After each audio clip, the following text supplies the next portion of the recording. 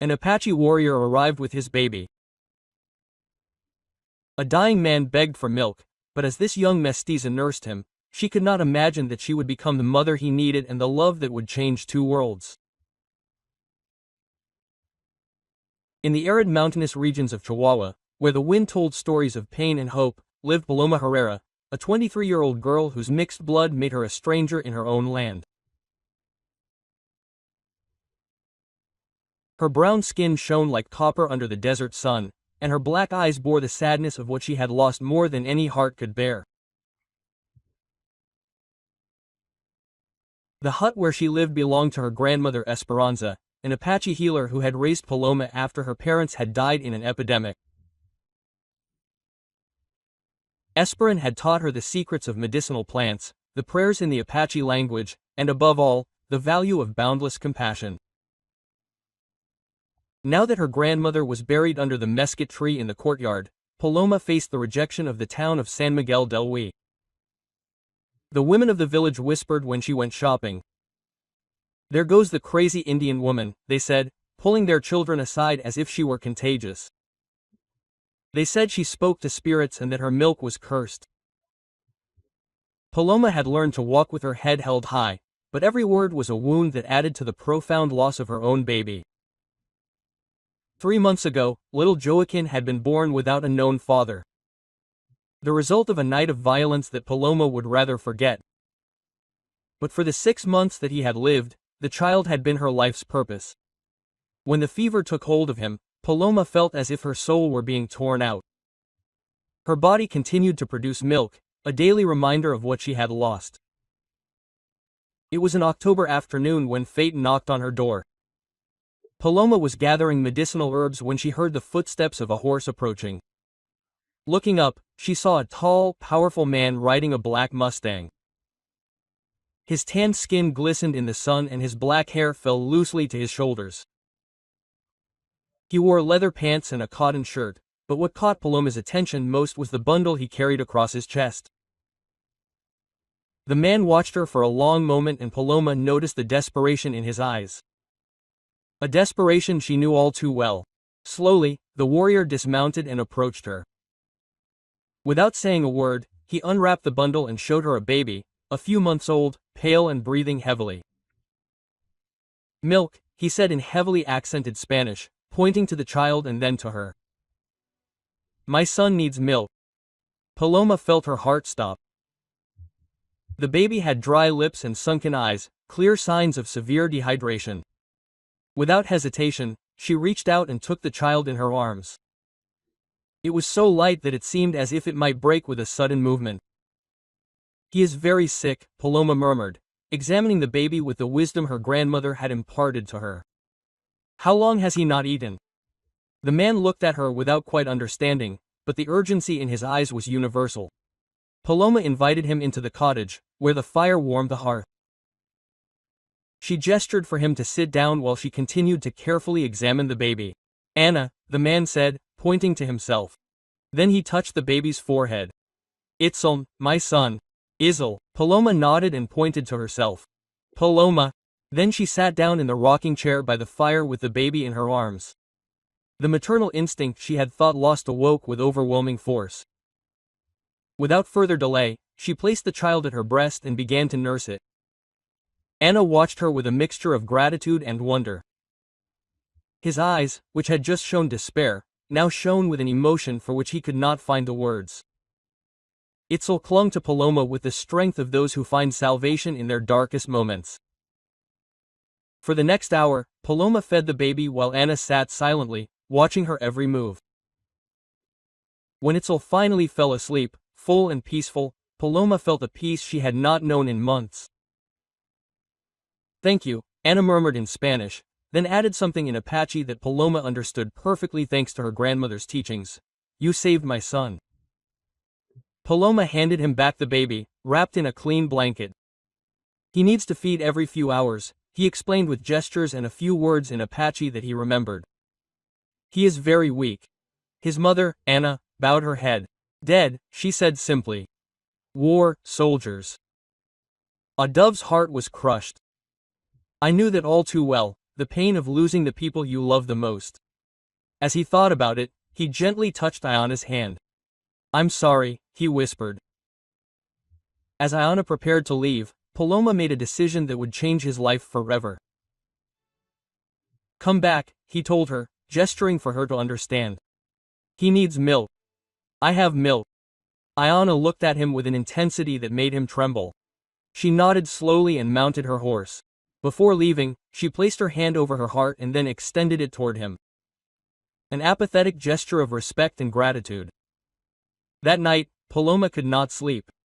For the first time in months, he felt useful, needed. He had found meaning in his pain, a way to turn his loss into redemption for another defenseless being.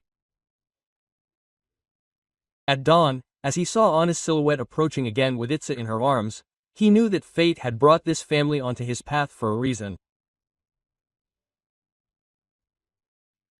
What he didn't know was that his act of compassion would unleash a storm that would test not only his worth but also his ability to love without limits.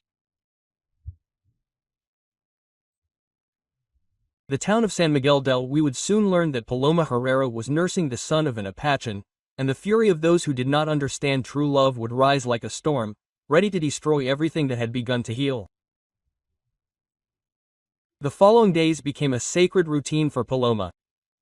Every morning shortly after sunrise, Anna would appear with little Itel in her arms. The baby's cheeks had begun to turn red, and his dark eyes showed a liveliness that had not been there when he had first arrived. Paloma felt as if her heart healed a little more with each nursing. Anna didn't speak much, but her presence filled the cabin with an energy that Paloma had forgotten existed.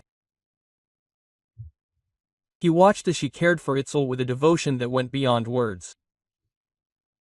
Sometimes, when the baby slept after feeding, Anna and Paloma would sit side by side in silence, communicating with simple glances and gestures that spoke louder than 1,000 words. One afternoon, while Paloma was rocking Itzel to sleep, Anna began to speak to him in Apache.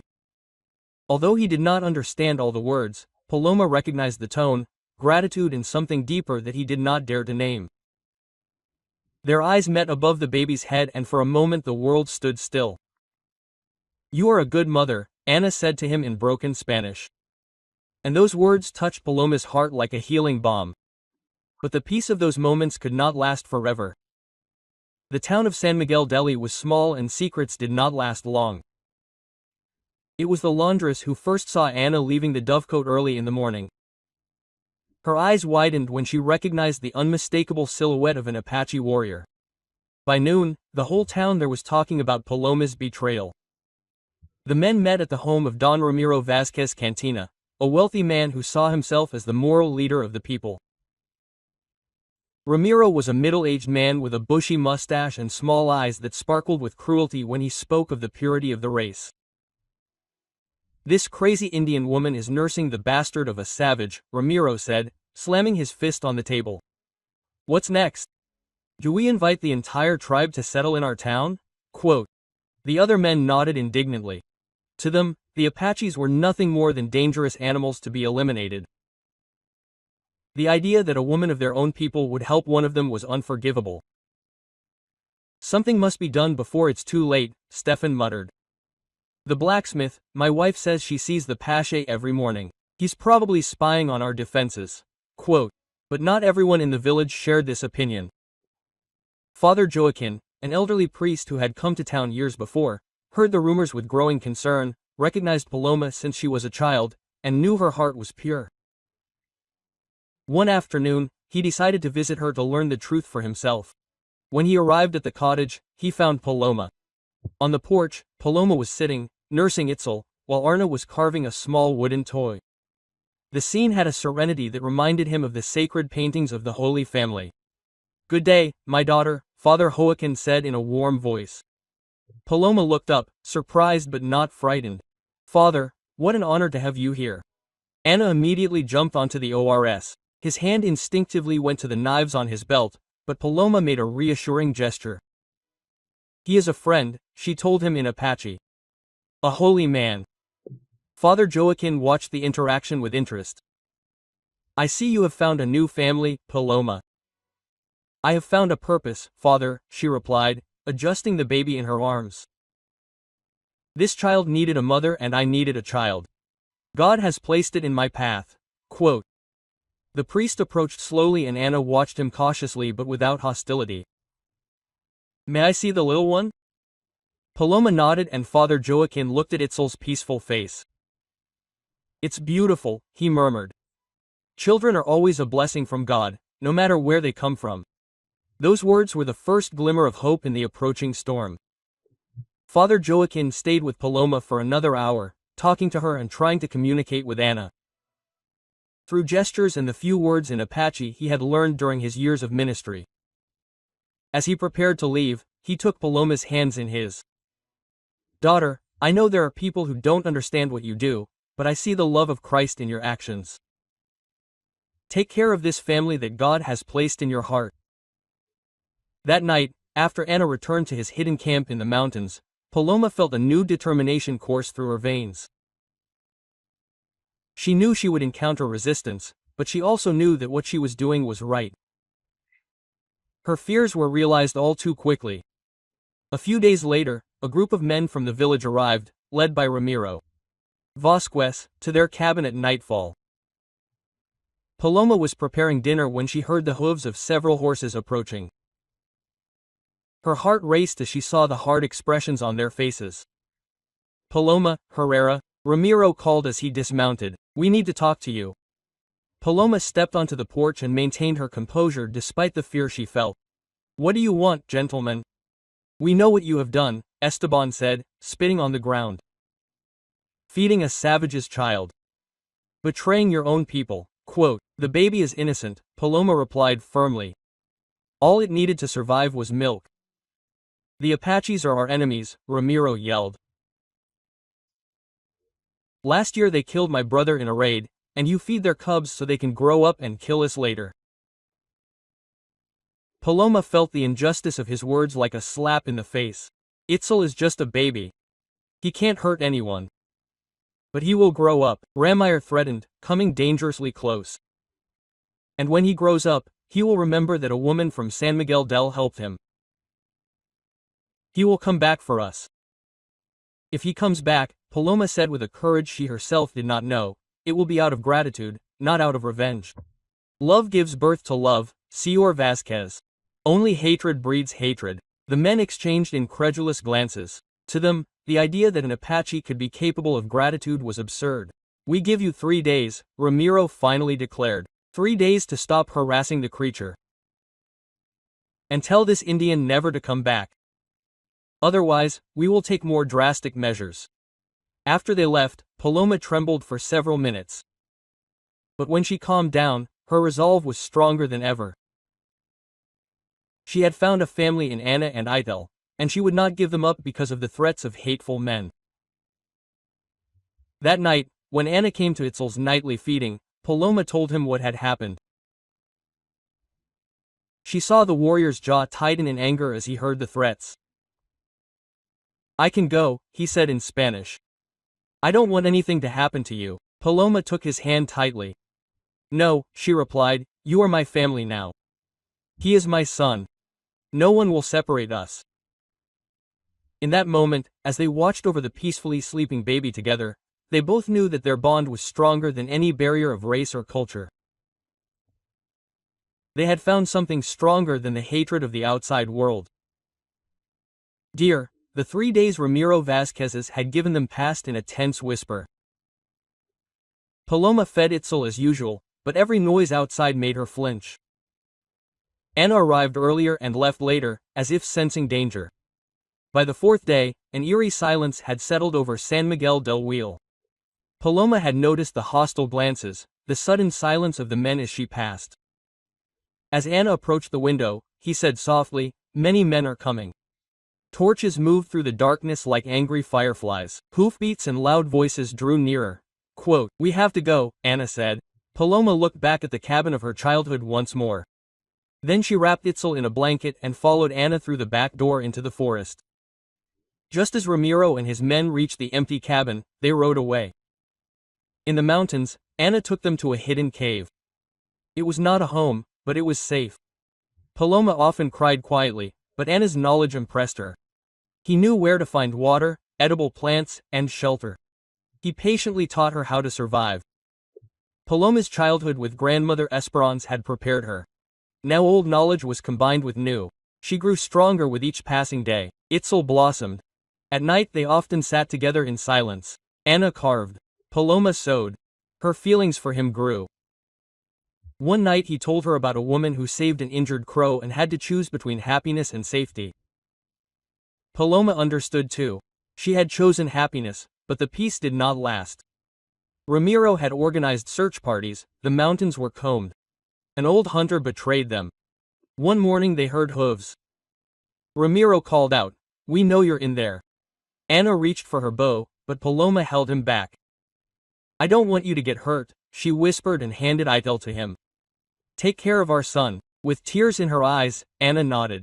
"I will find you," he promised. Paloma left the cave with her hands raised. Ramiro shouted, "Where is the Apache?" "He is gone," she lied. "He left days ago." Ramiro slapped Paloma with the back of his hand. The metallic taste of blood filled her mouth. "Liar," he growled. "We know you hid him." But Anna knew the mountains better than anyone. Before the men began their search, Itzel had long since disappeared. Paloma was tied up and taken back to San Miguel del Huiji like a criminal. She held her head high, but her heart was torn at the thought of Itel. Had she left enough milk? Was the baby crying for her right now? When she arrived in the main square, a crowd had gathered. The women looked on with curiosity and satisfaction. Men shouted insults. "Traitor!" shouted Carmen, the mayor's wife. "You are feeding the snake that bites our children." Quote. Ramiro locked her in a makeshift cell.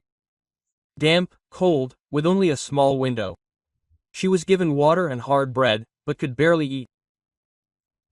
Her body continued to produce milk, a painful sign of the baby she was missing. Ramiro came daily, not out of pity, but to question her about the Apaches. Paloma remained silent. "Your silence will not save you," he threatened. Some wanted to take her to the desert so that she could experience true thirst. But Paloma had found strength within herself. She had saved a child, found love, started a family, through compassion, not hatred. Meanwhile, Anna was struggling with another nightmare in the mountains. Itzel refused goat's milk, grew weaker. One night, Anna secretly descended into the village. He watched the house, looking for a chance to save Paloma. Without violence. Then he made a decision. He rode to the church and prayed to Joaquin. "He's dying without her," Anne said, speaking in Spanish in a broken voice. The priest felt the child's heat and understood that it was a matter of survival. Together they went to Ramiro. When he saw Anna, he screamed. But Father Joaquin remained calm. Quote, "This child is dying because you are holding his mother captive. Is that Christian?" Doña Esperanza, an old midwife, stepped forward. "My God, this child is seriously ill." "Let him die," Ramiro growled. But even his followers were affected. Finally, under pressure, he agreed to let Paloma see the child for a few minutes. When she took Itel in her arms and breastfed him, the world seemed to stand still. Tears streamed down her face. Quote, "I'm sorry, my darling," she whispered. "Mama is here now." The men who had come to watch were strangely moved. There was something deeply human in the sight of a mother nursing her child. Even Ramiro could not help but feel a pang of compassion. As Itzel drank, his breathing calmed and some of the color returned to his cheeks. The change was so obvious that even skeptics had to admit it. The baby needed Paloma. "This child will die without her," Doña Esperanza murmured. "She is his mother. In everything but blood." Quote, Father Joaquin nodded. "A mother's love knows no race or borders. This woman is the purest expression of Christian love for one's neighbor." When Paloma had to give Itzel back, the baby began to cry. Weak but desperate. Its cry carried all the way to the street, where neighbors had gathered. The sound awakened the age-old instinct to protect the weakest. "This cannot go on," Doña Esperanza cried. "This child needs its mother." But Ramiro objected. "She is a traitor. She helped a helpless baby," Father Joaquin said calmly. "If that is treason, then Christ was the greatest traitor." The city was divided between compassion and hatred. But doubt had been sown. In the days that followed, San Miguel del V changed. The image of Paloma and the baby was particularly etched into the hearts of the mothers. Doña Esperanza spoke quietly to other women. The love in her eyes was the same that I saw in you when you first held your children. Father Joaquin also preached about compassion and neighborliness. Although he did not mention Paloma's name, everyone understood. Then help came from an unexpected source. Ana turned to her father, the wise Apache chief Nalnicht. When he heard of Paloma's actions, he said, "This Mexican woman has the heart of an Apache. We will not save her with violence, but with peace." 3 days later, a group of Apaches entered the city peacefully, carrying Itel in Ana's arms. Their arrival caused panic until it became clear that they were not carrying weapons. Nanich spoke calmly, "We come in peace. This woman saved our grandson. That deserves respect, not punishment." Father Joaquin stepped forward. "As Christians, we must listen to them." And when Doña Esperanza saw the sick baby, she whispered, "He is very ill." Nanich spoke to the people, "We have fought each other. But this woman did not see the enemy. She saw a child of God." His words moved many, and Father Joaquin said, "This man speaks truths that we Christians must acknowledge. Did not Christ teach us to love our enemies?" Doña Esperanza asked.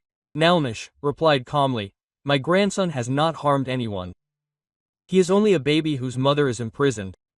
Ana stepped forward with Itel in her arms. The baby was crying weakly. Quote, "This is my son," she said. "He is dying without Paloma. She is his mother in heart." Doña Esperanza stepped forward. "May I?" Ana hesitated, then handed her the baby. The midwife saw immediately. It is severely dehydrated and malnourished. If it does not receive food, it will die. She looked at Ramiro. "Do you want to let the baby die for your pride?" Many women began to cry. Men looked away in shame. Then Ramiro's daughter Maria stepped forward. Quote, "Daddy, please. Mommy would not have wanted this." The mention of his deceased wife affected him deeply. Father Joaquin seized the moment. "Show true Christian strength, compassion." Nalnish added, "If you release her, we will remember her honor. We can make peace." Quote, Ramiro looked at his daughter, then at the baby. 3 months, he murmured. "If there are no attacks, we will talk about lasting peace." The crowd murmured in agreement. Nalnish promised, "As long as Paloma is treated with respect, no Apache will attack." Paloma was released. When Itzel saw her, his legs fell silent. "My boy," she whispered. She took him in her arms, breastfed him publicly. Nalnish bowed to her. "You are a true mother." The villagers began to respect Paloma. She moved with Ana and Itzel into a small house on the edge of the village. Itzel grew up healthy, spoke Spanish, and Apache brought both cultures together. Father Joaquin blessed Paloma and Ana's union in a ceremony that combined Christian and Apache traditions, the town's first interracial marriage. Even Ramiro became an advocate for peace. His daughter Maria befriended Koana Ana's brother, a hope for the next generation. Years later, Paloma and Ana sat on the porch, watching Itzel play. "Do you regret it?" Paloma asked. "Never," Ana replied.